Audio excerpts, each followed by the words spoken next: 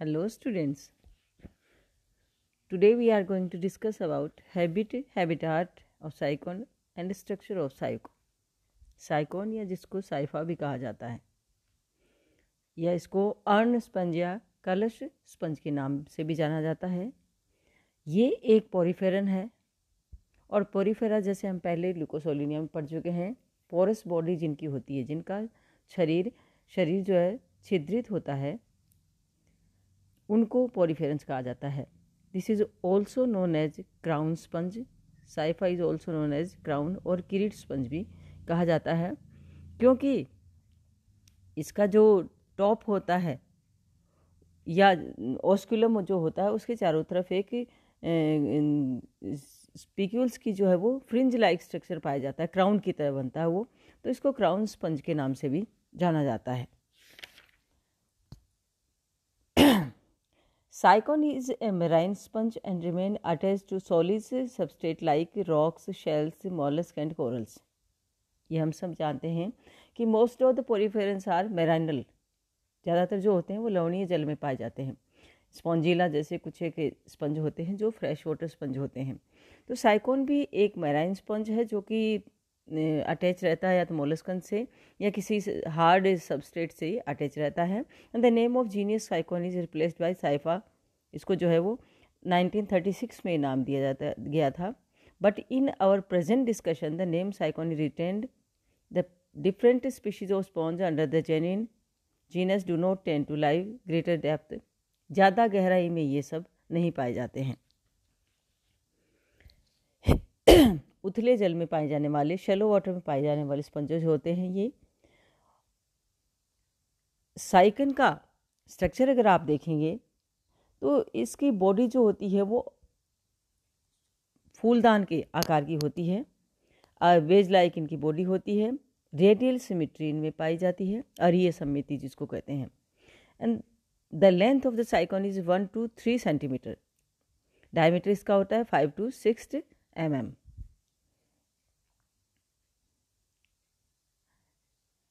Range of very simple is more complicated form. Cycon occupies an intermediate status from the point of structural diversities. It has the form of branched cylinder about 2.5 to 7.6 centimetre. यानी जैसे मैंने आपको बताया कि 1 से 3 metre, लेकिन इसकी branches जो होती हैं उनका डायमीटर जो है 2.5 से 7.5 सेंटीमीटर तक भी हो सकता है।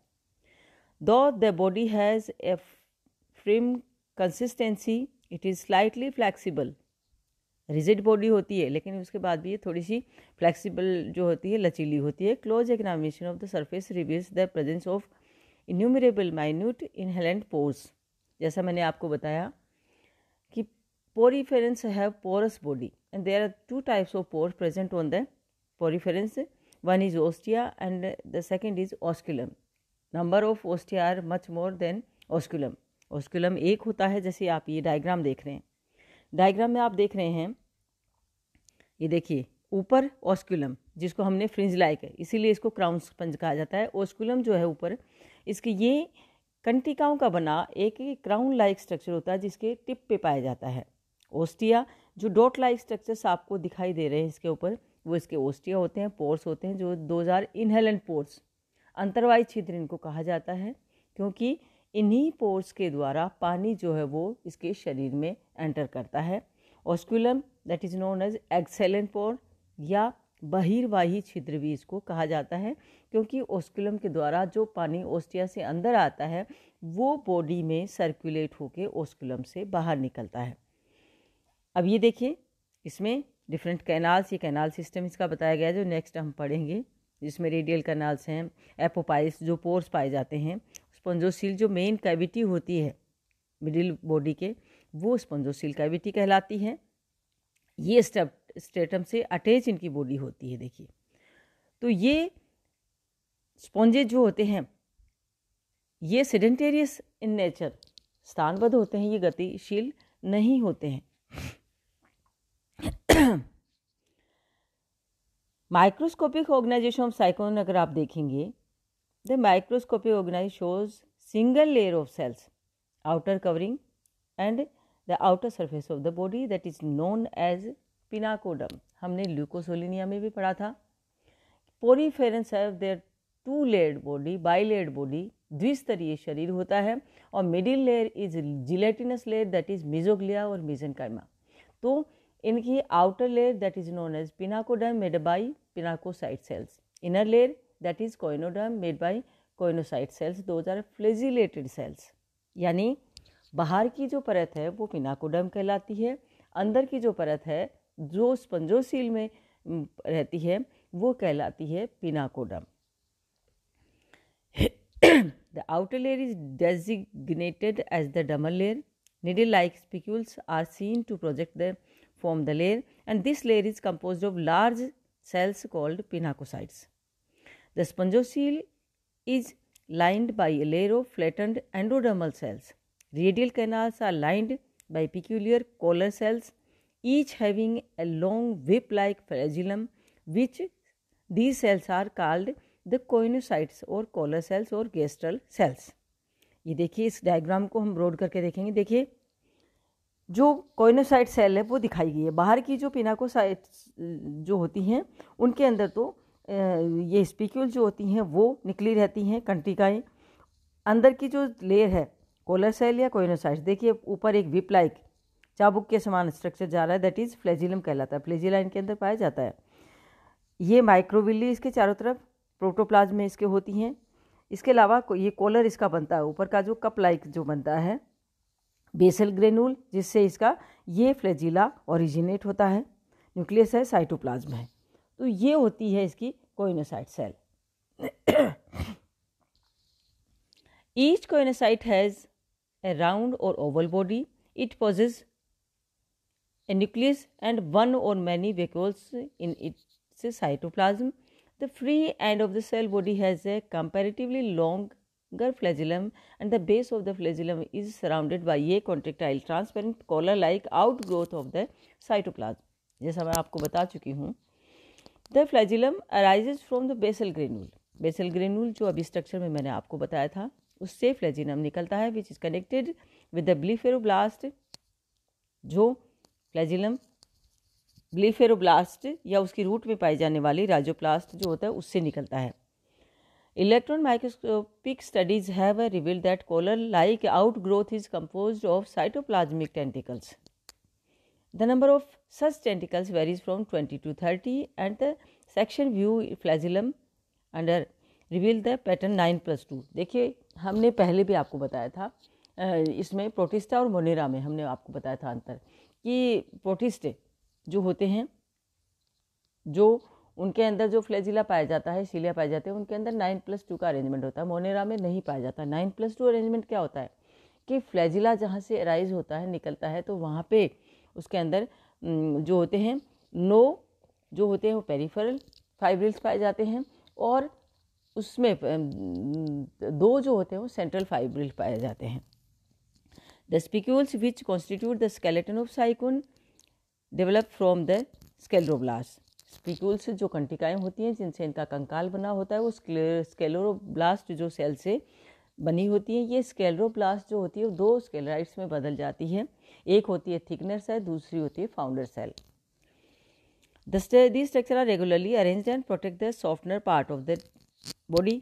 Triradiate as well as tetraradiate. अब ये स्पिक्यूल्स मोनोक्सोन होती हैं, एकांताक्ष भी होती हैं, चतुराक्ष भी हो सकती हैं।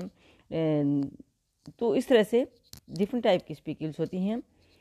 The intermediate layer called mesophyl और mesenchyma which consist of a gelatinous proteinaceous matrix contain spicules and numerous amoeboid cells. इसके अंदर डिफरेंट टाइप, जो बीच की लेयर मैंने आपको बताया, जो जिलेटिनस लेयर होती है, उसके अंदर डिफरेंट टाइप सेल्स जो होती हैं डिस्पर्स रहती हैं, जो डिफरेंट फंक्शन के लिए मोडिफाई होती हैं, जैसे आर्क्योसाइट्स, मायोसाइट्स, थीजोसाइट्स, अमीबोसाइट्स, क्रोमोसाइट्स। तो ये सब सेल्स इसके अंदर पाई जाती हैं। जैसे इसमें पाए जाने वाले सेल्स आर्क्योसाइट्स जो होती हैं, which are large in size and their nuclei show distinct nucleoli. They are totipotent in nature and can transform into different kinds of cells needed by the animal. यानी ये इस तरह की सेल्स होती हैं, डिफरेंट टाइप की sales का formation करती हैं। They play a role of digestion, elimination, waste material and can give rise to both sperms and ova. Sperm और ओवा का फॉर्मेशन भी इन्हीं आर्क्योसाइट्स के द्वारा होता है। Collencytes, most of other cells are smaller and satellite shaped and possess and these cells are usually called colonocytes और connective tissue cells। ये एक तरह की संयोजी ऊतक प्रकार की कोशिकाएं होती हैं। They remain fixed by cytoplasmic process. Chromocytes जो कलर देती हैं, थीजोसाइट्स जो स्टोरेज करती हैं, अमीबोसाइट्स आर स्टोरेज सेल्स होती हैं जो, और myocytes these are fusiform highly contractile cells and are around the osculum apopyle. These cells are arranged in circular fashion। ये क्या करती हैं कि जो पोर्स होते हैं ऑस्कुलम ऑस्टियम उनको कंट्रोल करने का काम, रेगुलेट करने का काम करती हैं। ये देखिए gland cells, these are found attach to the body surface by long strand and secrete lime. Body surface से जुड़ी रहती हैं, लाइम को सिक्रीट करती हैं। ये देखिए पोरोसाइट आप देख सकते हैं, इसमें डिफरेंट टाइप की, मायोसाइट आप देख रहे हैं इसमें, और ये नीचे की जो है वो ग्लैंड सेल्स है। फिर आता है इसमें न्यूट्रिशन, रेस्पिरेशन और एक्सक्रीशन। ये सब इसमें डिपेंड होता है ये अपनी कैनाल सिस्टम पर, क्योंकि ये सेडेंटेरियस स्थानबद्ध एनिमल है, कहीं जाता है गति इसमें संभव नहीं है। रेस्पिरेशन इसमें डिफ्यूजन मेथड के द्वारा होता है। इसमें एक्सक्रीशन उत्सर्जन होता है, वो भी विसरण के द्वारा होता है। यानी जहाँ पे ऑक्सीजन की कमी है बॉडी में, तो ऑक्सीजन जब पानी स्पंजोशील में आता है तो पानी के द्वारा ऑक्सीजन भी आती है, तो ऑक्सीजन ले ली जाती है और कार्बन डाइऑक्साइड में ऑक्साइड उसमें छोड़ दी जाती है। इसी तरह से ये अमोनिटिलिक होते हैं, अमोनिया छोड़ दी जाती है उसमें। न्यूट्रिशन जो है वो भी इसी के द्वारा स्पंजोशील कैविटी में जो इसके न्यूट्रिटिव सब्सटेंसेस आते हैं, प्रोडक्ट आते हैं, तो उनको इसके कोइनोसाइट सेल जो होती हैं वो इंगल्फ कर लेती हैं, उनका डाइजेशन होता है, उसके वापस वेस्ट मटेरियल भी उसमें ही छोड़ दिया जाता है। So this is all about habit, habitat and structure of sycon. Thank you.